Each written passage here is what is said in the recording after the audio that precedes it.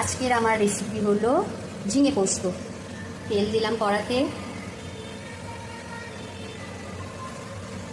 5 ফোড়ন দিলাম,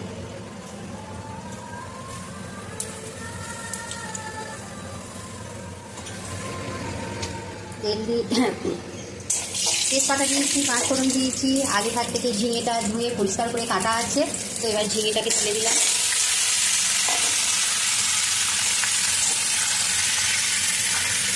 ঝিঙেটা একটু ভাজা ভাজা হোক, নয়তো কাঁচা ঝিঙের গন্ধ হয়, তাই না? তো কী মশলা লাগছে দেখো, দেখে নাও তোমরা। তো কাঁচা লঙ্কা দিয়েছি, আদা দিয়েছি, আর সর্ষে আছে, আর পোস্ত আছে, দিয়ে আমি মিক্সার করে নিচ্ছি।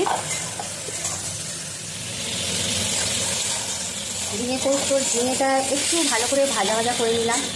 আর এদিকে হচ্ছে প্রেসারে আমি আলুটা সিটিয়েছিলাম, কেননা যেহেতু ঝিঙেটা ভাজা হচ্ছে, তো আলুটা একটু শক্ত থাকবে, তার জন্য আলুটাকে সিটি মেরে নিচ্ছি। ভাজা ভাজা হয়ে গেছে, আমি স্বাদ মতন নুন দিলাম,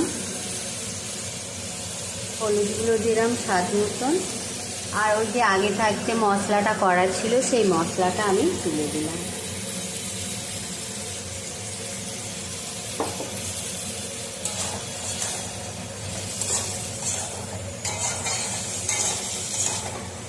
মতন লঙ্কার গুঁড়ো দিলাম, একটু মিষ্টি না দিলে ভালো লাগে না, তাই না? একটু চিনি দিলাম অল্প করে।